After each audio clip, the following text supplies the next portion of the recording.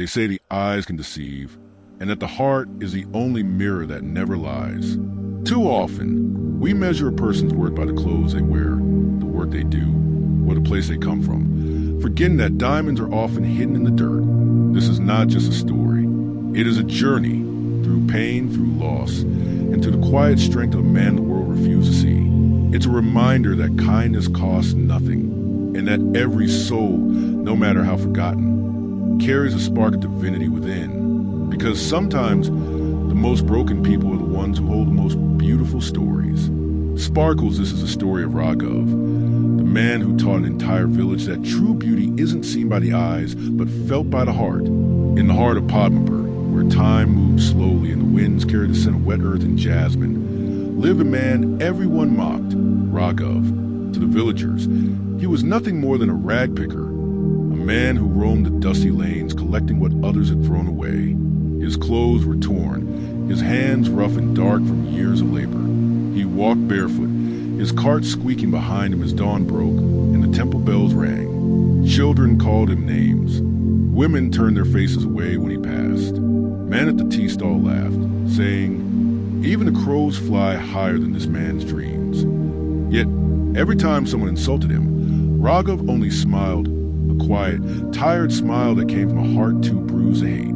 But no one knew his story. Once, long ago, Raghav was a teacher, a respected man who taught art to children. But life, as it often does, tested him cruelly. When his wife died giving birth, he lost not only his love, but also his will to live. His only son fell ill soon after, and Raghav spent everything he had trying to save him, selling his home, his paints, his brushes. But fate was merciless. When his child took his last breath, Raghav's world went silent. He left the city, wandered until his feet carried him to Padmapur, and there he began collecting garbage. Not because he had to, but because in people's discarded things, he found pieces of forgotten beauty. Old photographs, broken toys, bits of color and memory. He said to himself, "If life has thrown me away, I will still find beauty in what's broken." Every evening, he sat under the old banyan tree near the village temple, sketching with charcoal on scraps of cardboard.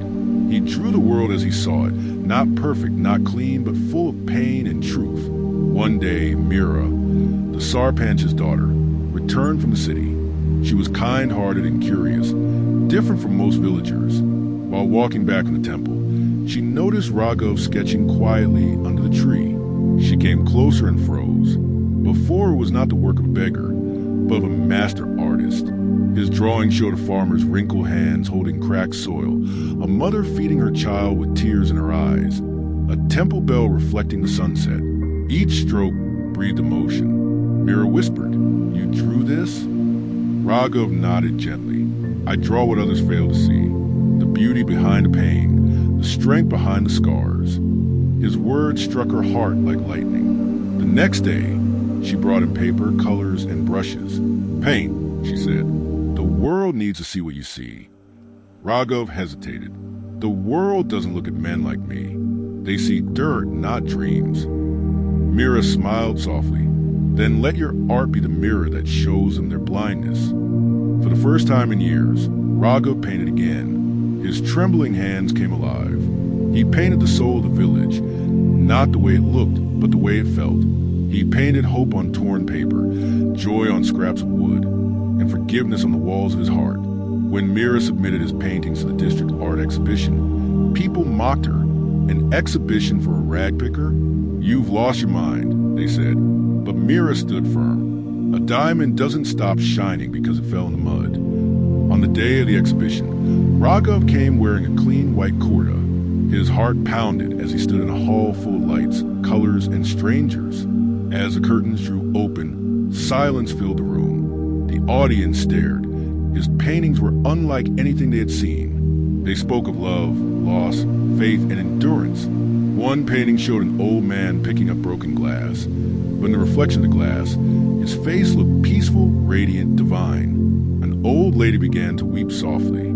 A child pointed and said, "He paints sadness like it's beautiful." By evening, Raghav's name was on everyone's lips.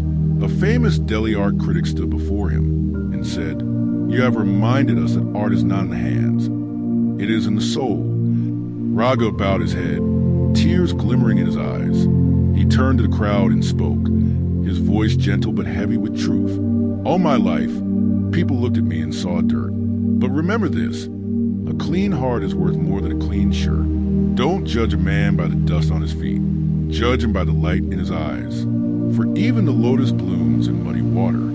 The hall erupted in applause. Back in Padmapur, people no longer called him Raghav the rag picker. They called him Raghav the artist, the man who taught them to see beyond what eyes can see. Every evening after that, Raghav sat beneath the banyan tree, painting as the sunset bathed the fields in gold. Children gathered around him, and he would tell them, never mock what you do not understand. God hides his brightest souls in the humblest of clothes. And when the wind carried the sound of temple bells, it felt as if the whole village was whispering his truth. Moral of the story, don't judge by looks, for the most beautiful souls often were the dust of the earth.